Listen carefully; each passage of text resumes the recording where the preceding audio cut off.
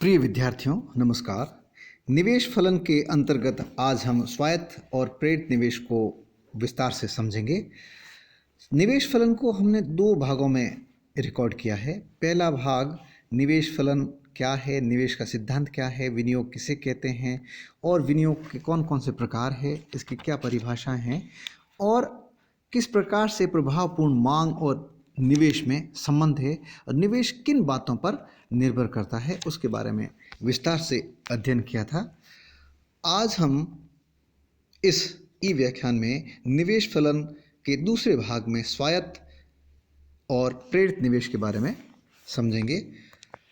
स्वायत्त निवेश के बारे में मैं आपको बताऊं उससे पूर्व मैं आपको संक्षिप्त में रिमाइंड कराना चाहूँगा कि हमने इससे पूर्व के व्याख्यान में विनियोग सिद्धांत के बारे में भली भांति समझा था और ये जाना था कि कीन्स के रोजगार सिद्धांत की प्रभावपूर्ण मांग को निर्धारित करने वाला उपभोग के अतिरिक्त दूसरा महत्वपूर्ण घटक निवेश ही है, विनियोग ही है। और उपभोग प्रवृत्ति के स्थिर रहने के कारण विनियोग प्रभावपूर्ण मांग को बढ़ाने का एक महत्वपूर्ण घटक बन जाता है।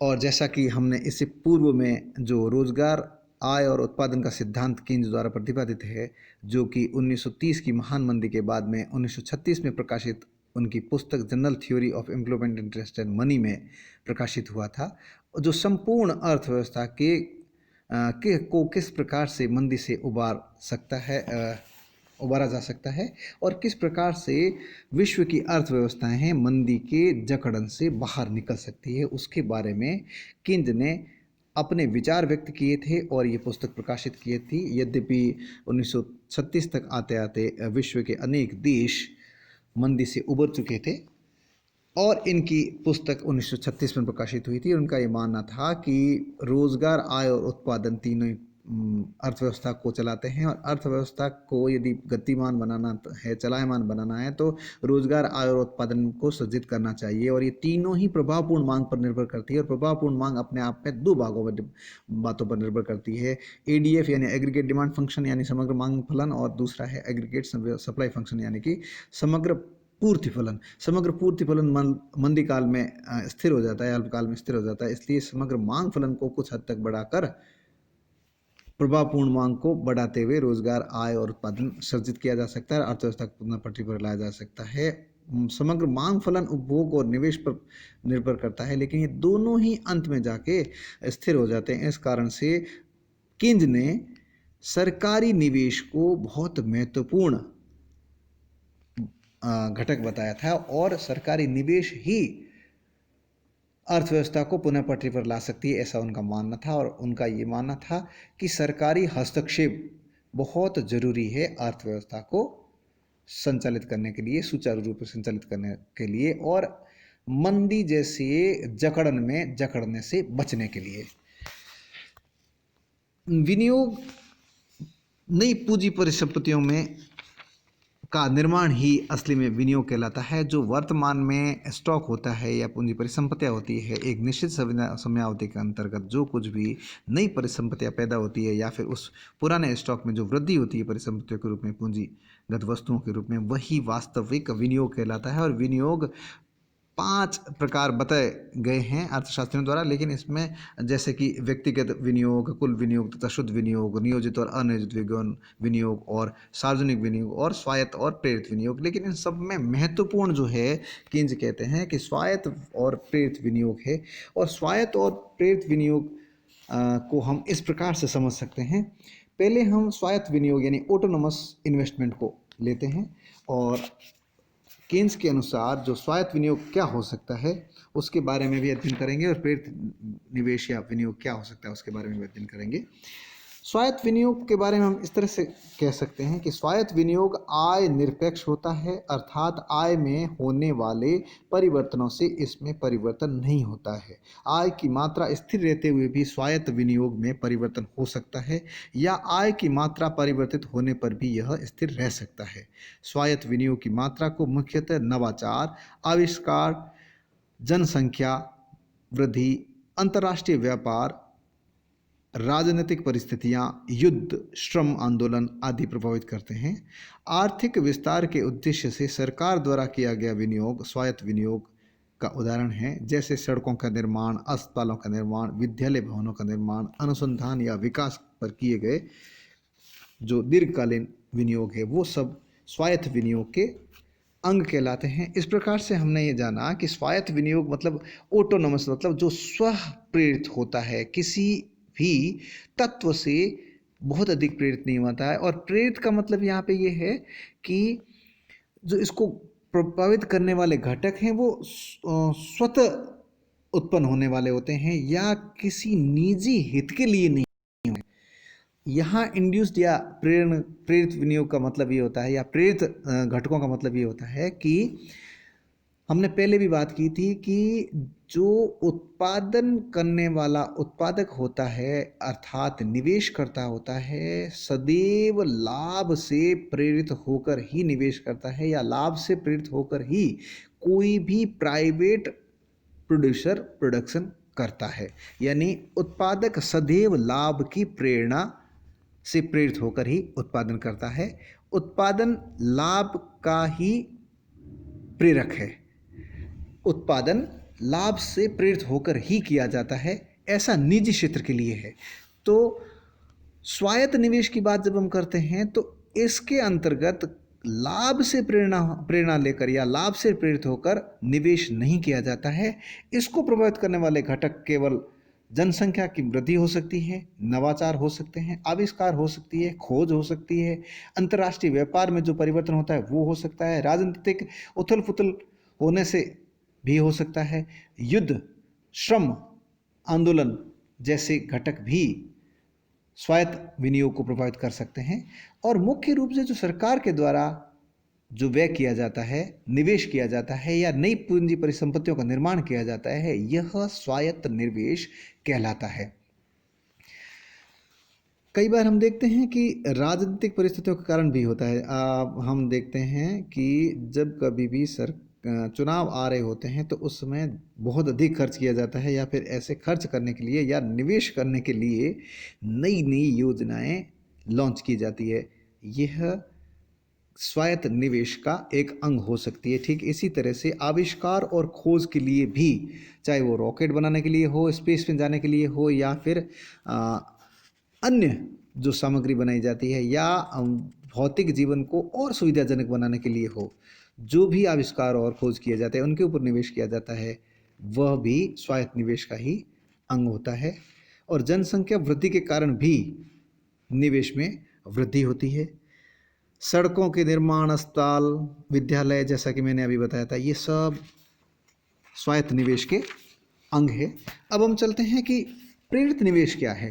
प्रेरित निवेश का जैसे मैंने बताया अभी कि प्रेरित निवेश यानी इंड्यूस्ड इन्वेस्टमेंट, और ये सीधा सा मतलब ये है कि लाभ से प्रेरित होकर जो निवेश किया जाता है वही इंड्यूस्ड इन्वेस्टमेंट या प्रेरित निवेश या प्रेरित विनियोग कहलाता है।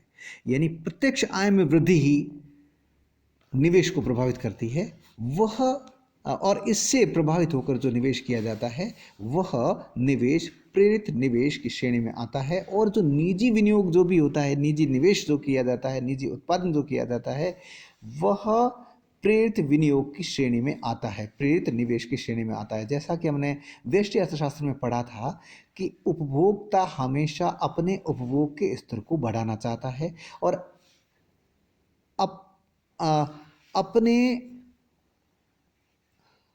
कम से कम खर्च करके, कम से कम कीमत देके अधिक से अधिक संतुष्टि प्राप्त करना चाहता है, यानी अपने संतुष्टि के स्तर को अधिकतम करना चाहता है। ठीक इसी तरह से उत्पादक सदैव अपने लाभ को अधिकतम करने की चेष्टा में जुटा रहता है, अपने लाभ को अधिकतम करने की जुगत में सदैव रहता है और उससे ही प्रेरित होकर निवेश करता है। यदि लाभ नहीं मिल रहा हो या लाभ नहीं मिलने की संभावना हो या लाभ की आशा कम हो तो निवेश कम पड़ जाते हैं। जैसा कि 1930 की महान मंदी में देखा था कि वस्तुएं अनबिकी रह गई थी और अनबिकी रहने से उत्पादन ठप सा हो गया था, जिससे उत्पादन के साधनों को रोजगार से निकालना पड़ा था या उत्पादन के साधनों का रोजगार छिन गया था। इसका मतलब ये सीधा सा है कि वस्तुएं बन गई, उसके बाद जब नहीं बिकी तो उससे लाभ होने की संभावना समाप्त सी हो गई। तो इसलिए उत्पादकों ने अपना उत्पादन रोक लिया और यही कारण था कि मंदी काल में नया निवेश जो निजी निवेश है वो नहीं होता। इसीलिए सरकार को हस्तक्षेप करना पड़ता है, जैसे किन्स कहते हैं, और अपनी तरफ से निवेश करना पड़ता है, लोगों को रोजगार देना पड़ता है, लोगों की आय सृजित करनी पड़ती है, जिससे उनकी क्रय शक्ति बढ़ती है और वो मांग करते हैं, जिनसे मांग बढ़ने से वस्तुएं बिकती है। और जब वस्तुएं बिकती है तो उत्पादकों को आय प्राप्त होती है, प्रत्यक्ष आय प्राप्त होती है, लाभ प्राप्त होने लगता है या लाभ की आशा बनती है। तो जब लाभ की आशा बनती है, लाभ मिलने लगता है, प्रत्यक्ष आय प्राप्त होने लगती है, तो उत्पादक नया निवेश करते हैं। अर्थात इस प्रकार का जो निवेश है, लाभ से प्रेरित होकर जो निवेश किया जाता है, वह प्रेरित निवेश कहलाता है। जैसा कि आप स्लाइड में देख सकते हैं, प्रत्यक्ष रूप से आय के परिवर्तन द्वारा निर्धारित होने वाला विनियोग प्रेरित विनियोग कहलाता है।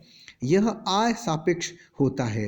प्रेरित विनियोग की मात्रा आय में कमी या वृद्धि होने पर प्रभावपूर्ण मांग में वृद्धि होती है, जिस परिवर्तन होने पर कमी या वृद्धि हो सकती है। और आय में वृद्धि होती है तो प्रभावपूर्ण मांग में वृद्धि होती है, और कमी होती है प्रभावपूर्ण मांग में भी कमी होती है, जिसकी पूर्ति के उद्यमी विनियोग करने को प्रेरित होते हैं। साथ ही इसके विपरीत स्थिति होने पर विनियोग हतोत्साहित होते हैं। अर्थात हम यूं कह सकते हैं कि प्रेरित विनियोग की मात्रा आय में वृद्धि से उद्यमी अधिक विनियोग करेगा, और आय में कमी से उद्यमी कम विनियोग करेगा या विनियोग करने हेतु हतोत्साहित होगा। और लाभ की जब या आय की जब आशा होती है, मिलने लगता है, तो वह निवेश करने के लिए प्रेरित होता है, जैसा कि इस स्लाइड में लिखा हुआ है। अब हम आगे बढ़ते हैं। इस तरह से हम कह सकते हैं कि स्वायत्त विनियोग बाह्य तत्वों से प्रभावित होता है, जबकि प्रेरित विनियोग आंतरिक तत्वों, आय के स्तर या आय में परिवर्तन, उपभोग प्रवृत्ति में परिवर्तन, स्थायी पूंजी के स्टॉक आदि से प्रभावित होता है। हम ये कह सकते हैं कि निजी निवेश जो होता है वो प्रेरित निवेश होता है, और सार्वजनिक निवेश जो होता है वो स्वायत्त निवेश होता है। हाँ, कभी कभी हम बात करते हैं और निजीकरण की जब बात की जाती है, जो सार्वजनिक क्षेत्र के उपक्रमों की निजीकरण की जब भी बात की जाती है, तो उसके पीछे तर्क दिया जाता है कि इनसे कोई लाभ नहीं प्राप्त हो रहा है, प्रत्यक्ष आय प्राप्त होने की संभावना कम होती है। कई बार निजी उपक्रम घाटे में भी चलते हैं, कई बार बहुत कम लाभ में चलते हैं। हड़ताल और तालाबंदी और इस तरह की संभावना भी पहले जो कई या फैक्ट्रीज होती थी उसमें होती थी, उसके कारण से कई ऐसे बंद भी हो चुके हैं। और बड़े बड़े जो उपक्रम हैं उनको भी कई बार निजी क्षेत्र में सौंप दिया जाता है या बेच दिया जाता है। लेकिन उसके पीछे जो कारण होता था वो ये होता था कि लोगों को रोजगार देना जरूरी होता है, और उससे भी महत्वपूर्ण है कि सार्वजनिक हित की या लोगों को बहुत महत्वपूर्ण आवश्यकताओं की पूर्ति हेतु सरकार को निवेश करना पड़ता है। सरकार को वस्तुओं और सेवाओं का उत्पादन करना होता है, और कम से कम कीमत पर उन तक वो वस्तुएं और सेवाएं पहुंचानी होती है। यही कारण होता है कि सार्वजनिक जो सेवाएं होती है उनकी कीमतें कम होती है, वो कम कीमत पर उपलब्ध हो सकती है। जैसे ट्रेन के किराए के रूप में हम देखते हैं तो जनरल का टिकट बहुत सस्ता होता है, बहुत लंबी दूरी की भी बहुत कम पैसे में यात्रा की जा सकती है। लेकिन उसके पीछे प्राइस पॉलिसी होती है, और वो प्राइस पॉलिसी लाभ से प्रेरित नहीं होती है। वह लोगों के हित, लोगों को न्यूनतम सुविधाएं और आवश्यकताओं को पूरा करने के लिए वो सुविधाएं दी जाती है या फिर वो सेवाएं प्रदान की जाती है। स्वायत्त निवेश और प्रेरित निवेश को हम इन चित्रों की सहायता से भी समझ सकते हैं। पहला जो चित्र है यह स्वायत्त निवेश से संबंधित है, और दूसरा जो चित्र है वह प्रेरित निवेश से संबंधित है। ए चित्र स्वायत्त विनियोग, बी चित्र प्रेरित विनियोग। पहला जो ए चित्र है इसमें वाई अक्ष पर विनियोग है तो एक्स अक्ष पर आय है। ठीक इसी तरह से दूसरे चित्र में भी वाई अक्ष पर विनियोग है और एक्स अक्ष पर आय है। पहले चित्र में ये जो लाइन दिख रही है आपको पहली एक, यह है I1, यानी आई यहाँ पे इन्वेस्टमेंट को संकेत दे रही है, इन्वेस्टमेंट से के लिए डिनोट की गई है। I1 में जो हम देख रहे हैं वो ये है कि जो स्वायत्त निवेश है वो आय के स्तर से संबंध नहीं रखता है। आय कितनी प्राप्त होती है या लाभ कितना प्राप्त होगा उसके आधार पर निवेश नहीं किया जाता है। निवेश की एक सीमा होती है, उतनी तक विनियोग किया जाता है।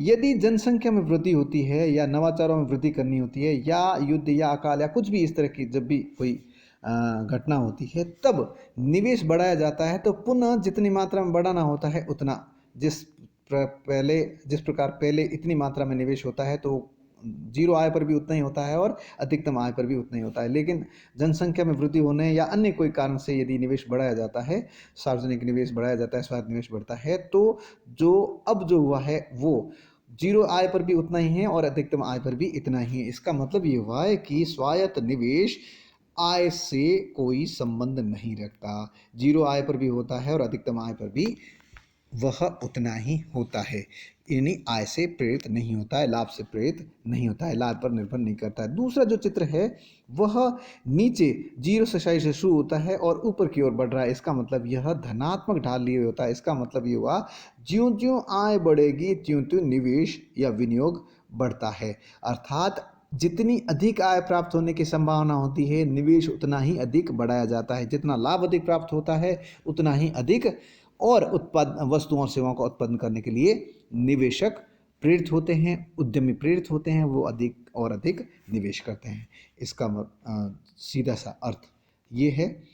और अब हम आगे चलते हैं और दो छोटे टर्म और है विनियोग की प्रवृत्तियों के बारे में। जैसे हमने उपभोग की प्रवृत्तियों के बारे में जाना था, प्रोपेंसिटी टू कंज्यूम, उसी तरह से प्रोपेंसिटी टू इन्वेस्टमेंट भी है। ये भी दो प्रकार की, औसत विनियोग प्रवृत्ति और सीमांत विनियोग प्रवृत्ति। औसत विनियोग प्रवृत्ति का मतलब है कुल विनियोग में राष्ट्रीय आय का भाग देने पर औसत विनियोग प्रवृत्ति प्राप्त होती है। अर्थात औसत विनियोग प्रवृत्ति कुल विनियोग और राष्ट्रीय आय का अनुपात होती है। इसका जो सूत्र है वो इस तरह से हो सकता है, जैसा कि उसमें भी हमने देखा ए पी सी जो होता था, एवरेज प्रोपेंसिटी टू कंज्यूम, उसमें सी अपॉन वाई था।